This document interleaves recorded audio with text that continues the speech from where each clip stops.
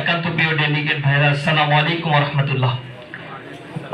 মূলত কেন্দ্রীয় সভাপতি সেক্রেটারি জেনারেল ঢাকার বাইরে থাকার কারণে এমার্জেন্সি সফরে আমাকে পাঠিয়েছেন এবং পাঠানোর ক্ষেত্রে দুইটা বিষয় বলেছেন।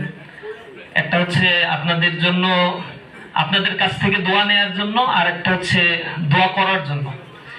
দোয়া নিতে বলেছেন এই কারণে যেহেতু আমরা এখন স্টুডেন্ট আছি, এখন সামনে রোকন হওয়ার প্রক্রিয়ায় আমরা ছাত্র জীবন শেষ করে যাব এবং টোটাল ছাত্র শিবিরের সকল জনশক্তিদের জন্যই আপনাদের কাছ থেকে দোয়া চেয়েছেন যেন আমাদের ভাইয়েরা, ছাত্র শিবিরের বর্তমান ভাইয়েরা ছাত্র জীবন শেষ করেই দ্রুত বৃহত্তর আন্দোলনে বায়াতবদ্ধ হতে পারে। এজন্য যাতে আপনারা সবাই দোয়া করেন, কেন্দ্রীয় সভাপতি সেই আবেদন আপনাদের কাছে রেখেছেন। আর দ্বিতীয়ত হচ্ছে বলেছেন যে যেহেতু প্রোগ্রামে আমাদেরকে ডাকা হয়েছে এই কারণে যে ট্যাগটা হচ্ছে বা পরিচয়টা হচ্ছে ছাত্র সংগঠনের সাবেক সাথী সদস্য। তো সাবেক সাথী সদস্য হিসেবে লায়াবিলিটি আমাদের কাছে বেশি, যে আমরা হয়তো তাদেরকে ওইভাবে মোটিভেশন দিতে পারি না এই ছাত্র বয়সে, যে কারণে তারা এখনো পর্যন্ত বায়াত নিতে পারে নাই। তো বায়াতের গুরুত্বটা আমরা ওইভাবে ছাত্র জীবনে বোঝাতে পারি না, এজন্য ছাত্র শিবিরের লায়াবিলিটি আছে। তো এই জায়গা থেকে আপনিও দোয়া করে দিয়ে আসেন তারা যেন দ্রুত, আমাদের আকাঙ্ক্ষা, ছাত্র শিবিরের আকাঙ্ক্ষা যে তাদের সাবেক বায়াতের জনশক্তিরা এখানে গিয়েও যেন বায়াতবদ্ধ জীবনযাপন করে। তো আমি সেই দোয়াটা নেয়া এবং দেওয়ার জন্যই মূলত এখানে এসেছি। আমি বিশ্বাস করি আজকের এই প্রোগ্রাম থেকে আপনারা অন্তত ইসলামী ছাত্র শিবিরের যে প্রত্যাশা সবাই করে বা ছাত্র শিবির আপনাদেরকে কিভাবে দেখতে চায়, প্রশ্নটা যদি এই 21 শতকের ছাত্র শিবিরের কাছে আপনারা করেন তাহলে আমরা বলবো আর্টিফিশিয়াল ইন্টেলিজেন্সের এই যুগে যখন তথ্য প্রযুক্তির উৎকর্ষতা সাধিত হচ্ছে, পৃথিবী অনেক দূর এগিয়ে যাচ্ছে, খুব অল্প সময়ের মধ্যে অনেক রেডিক্যাল পরিবর্তন হচ্ছে। এই সময় আমরা আমাদের সাবেক ভাইদের এই ছাত্র শিবির থেকে যারা আমরা বিদায় নিয়েছি তাদেরকে আমরা ইউনিক আইকন হিসেবে সোসাইটিতে দেখতে চাই। আমরা 5 আগস্টে যে পরিবর্তনটা হয়েছে, যার ফলে আল্লাহ রাব্বুল আলামিন নির্ভীকভাবে আমাদের এই প্রোগ্রামটা করার তৌফিক দিয়েছে। এর আগে আমরা প্রোগ্রাম করতাম কিন্তু ভীত সন্ত্রস্ত অবস্থা থাকতো, কখন কি হয় এরকম একটা সিচুয়েশন নিয়ে আমরা প্রোগ্রাম করতাম। আল্লাহ রাব্বুল আলামিন আমাদের সেই ভীতি কাটিয়ে দিয়েছেন অনেক রক্তের বিনিময়ে। এবং ছাত্র শিবিরে থাকাকালীন সময় ভাইদের যে আবেগটা থাকে, ইভেন 6-7 তারিখের দিকে আমি এমন হয়েছে, আমাদের অনেক ঘটনা তো রাস্তায় থাকার কারণে, এই আন্দোলনে টোটালি অ্যাটাচ থাকার কারণে আমরা অনেক কেস স্টাডির সম্মুখীন হয়েছি এই বর্তমান প্রেক্ষাপটে সরাসরি। তো আমাদের এই ঢাকারই একজন সদস্য প্রার্থী, সে যখন গুলিবিদ্ধ হলো তার একটা চোখ নষ্ট হয়ে গেছে। ঢাকায় তার স্থানীয় বাড়ি, ফ্যামিলি সহ এখানে থাকে, এলিস শ্রেণীর এলিস পরিবার। তো চোখ একটা নষ্ট হয়ে গেছে, আর একটা চোখ চিকিৎসাধীন অবস্থায় এখনো আছে।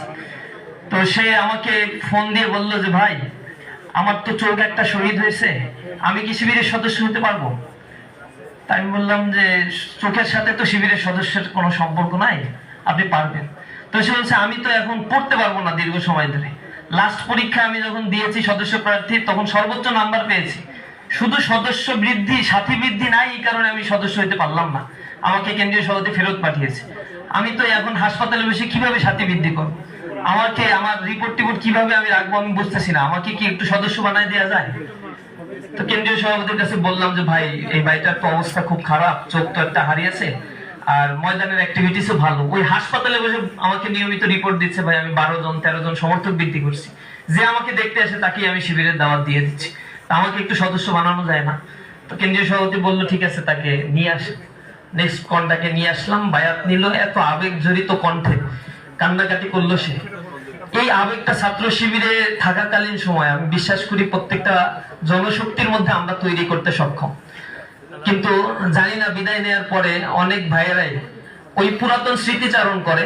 ছাত্র শিবির আসলে এই স্মৃতিচারণ যখন শুনে যে সাবেক ভাইদের অনেক কন্ট্রিবিউশন আছে, ছাত্র বয়সে এই করছে সেই করেছি, কিন্তু স্টুডেন্ট লাইফটাকে আমরা বলি ট্রেনিং পিরিয়ড। তো ট্রেনিং পিরিয়ডে আপনি কি করেছেন তার প্র্যাকটিক্যাল ইমপ্লিমেন্টেশন হবে হচ্ছে প্রফেশনাল লাইফে। যদি আমি ওই লাইফে যাই নাই, এজন্য অনেক বড় বড় কথা বলা আমাদের জন্য কঠিন।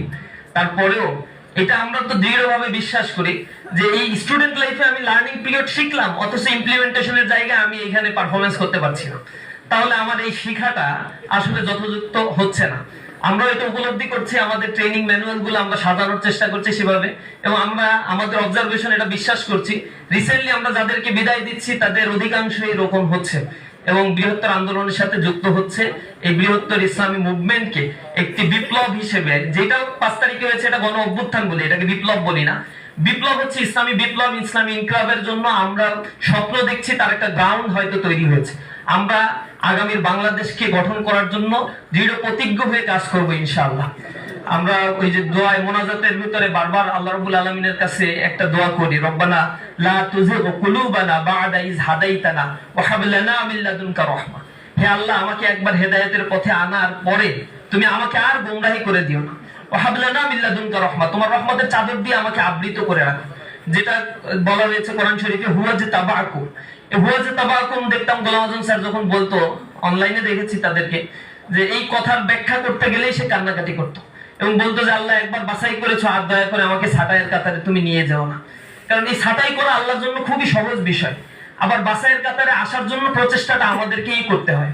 এজন্য সর্বোপরি রাগ, অভিমান, আমার খোঁজ নিচ্ছে না, ছাত্র জীবন শেষের পরে এই নানা ধরনের কথাবার্তা থাকে। এর মধ্য থেকেও রিয়েলিটি হচ্ছে আমাকে আগাতে হবে, কারণ আমার হিসেব আমার নিজেকেই দিতে হবে।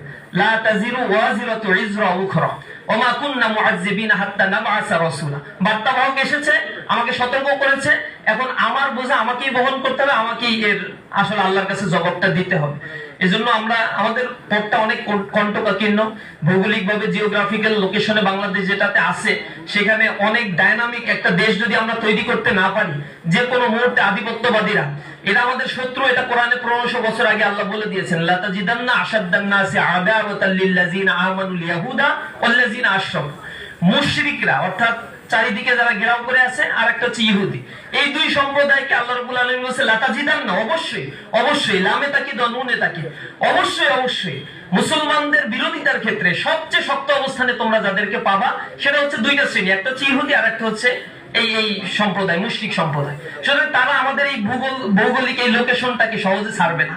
আর এইখানে ইন্দো প্যাসিফিক অঞ্চল, দক্ষিণ চীন সাগর, এখান থেকে 62% বাণিজ্য পৃথিবীর এখান থেকে পরিচালিত হচ্ছে। 70% জনসংখ্যা আগামী 5-10 বছরের মধ্যে এই সাউথ এশিয়ার মধ্যে তৈরি হবে। ইকোনমিক হাব পরিবর্তন হবে, ইউনিপোলারাইজেশন ভেঙে এখন মাল্টিপোলারাইজেশন হচ্ছে। এশিয়াতে একটা বড় শক্তি আবির্ভাব হতে যাচ্ছে। সব মিলে এই ভৌগোলিক অবস্থানটা অনেক বেশি ট্রিকি। এটার সার্বভৌমত্ব ধরে রাখার জন্য এখন প্রত্যেকেই নিজ নিজ জায়গা থেকে অনেক বেশি এফিশিয়েন্ট, স্কিল হয়ে আমাদেরকে তৈরি হতে হবে, এবং সেই জায়গাটা আপনারাই করতে পারেন। কারণ তারুণ্যের এই জায়গাটা, যেটা ডেমোগ্রাফিক ডিভিডেন্ড বাংলাদেশে চলছে, এই জায়গাটাকে ভারতও ভয় পায়, সবাই ভয় পায়। আমরা এই সময়টাকে ইউটিলাইজ করতে চাই।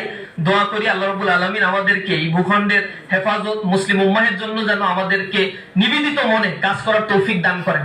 আমি বিশ্বাস করি ইসলামী আন্দোলন যারা করে তারা কখনো বার্ধক্যে উপনীত হয় না, বার্ধক্যে উপনীত হয় না। কবি নজরুল বলেছে, আমি অনেক যুবককে দেখেছি যাদের যৌবনের ঊর্ধ্বের নিচে বার্ধক্যের কঙ্কাল মূর্তি নিহিত।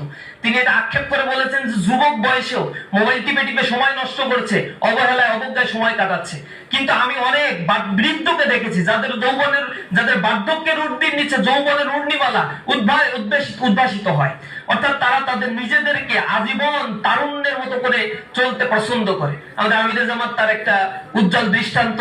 আমি তার সাথে জেলখানায় থেকেও দেখেছি, প্রত্যেকটা সময় এমন ভাবে নিজেকে পরিচালিত করে, জীবন যাপন করার চেষ্টা করে যে বার্ধক্য তাকে ছুঁয়েছে এটা সে কখনোই মনে করে না। আমরা আপনাদের কাছে সেই প্রত্যাশাটা করি, যে বয়সেই আসি না কেন ওই ছাত্র বয়সের ওই অনুভূতিগুলো আমরা কাজে লাগিয়ে খুব দ্রুত আমাদের যেন মানোন্নয়ন হয়। আর আমাদের জন্য দোয়া করবেন। কবি নজরুলের একটি কথা বলেই শেষ করব। তিনি বলেছেন, দুর্গম গিরিকান্তার মরু দুস্তর পারাবার হয়ে লঙ্ঘিতে হবে রাত্রি নিশীতে যাত্রীরা হুঁশিয়ার।